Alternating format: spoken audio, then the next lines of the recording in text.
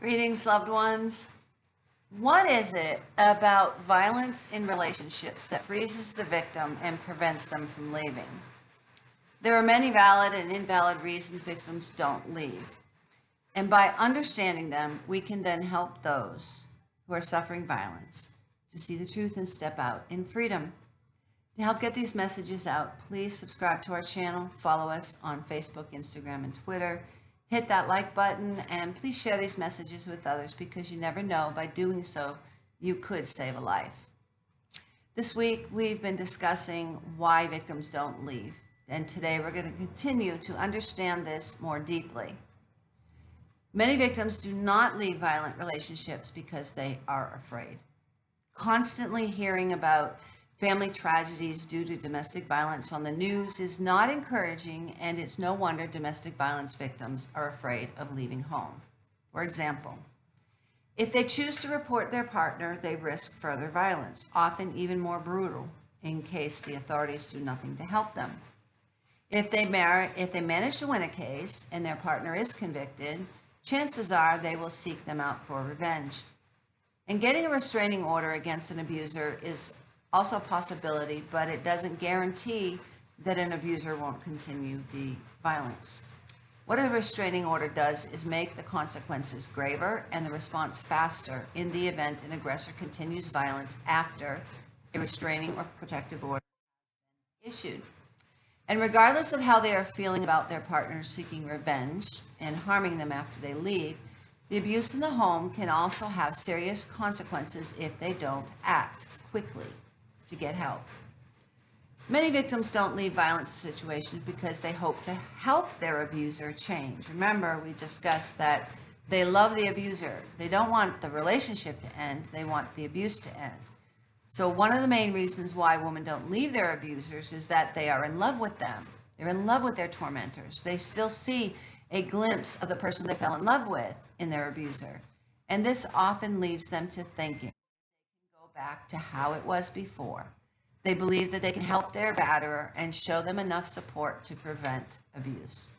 Offering loyalty and unconditional love is not a way to stop violence because the abuser will keep taking more and more, and the fact is, the abuser will not change.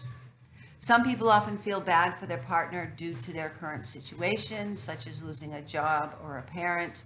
And on the other hand, abusers often promise to stop and change, and the victims believe them until the violence happens again. Another reason why many do not leave violent relationships is because they're worried about their children. When there are children involved, the whole situation is much more difficult. The victim usually does not want to run away and leave the children with their violent partner, but taking the children and running can cause legal problems. Many remain in the abusive relationship to prevent their children from experiencing the same level of abuse. Unfortunately, this belief is incorrect. Remaining in the relationship causes trauma in the children who witness the violence or become targets of the violence. On the other hand, if the abuser is not violent towards the children, the victim wants the children to have a stable family with both parents present, regardless of how painful it is for them.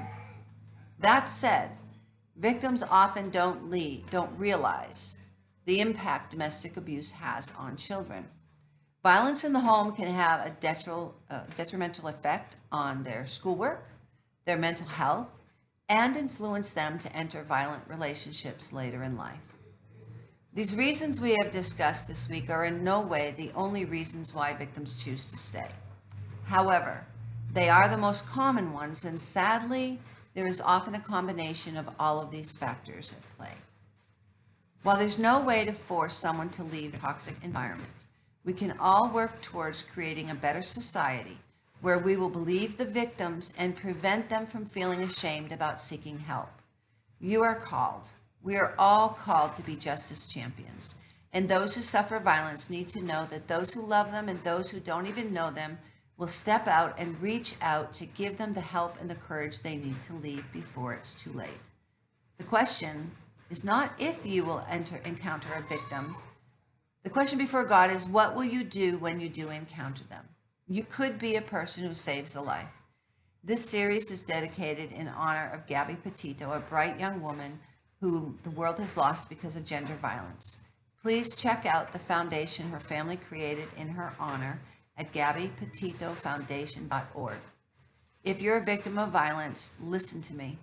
I want you to know that you are valued, you are loved, you are intelligent, you are beautiful, and God does not want you to suffer violence. He wants you to live free from violence in peace and tranquility. And there is a way out. It's not your fault. Abuse is not love. If you're a victim of violence and you find yourself in a dangerous situation, please dial 911 for help, but also reach out to somebody. Keep reaching out until somebody gives you the help that you need. To help get these messages out, please subscribe to our channel, follow us on YouTube, Facebook, and Instagram and Twitter. Hit the like button and share these messages with others, because you never know. By doing so, you might just save a life. Tomorrow, we're going to continue discussing why victims don't leave violent relationships so we can better help them. Until then, God bless you.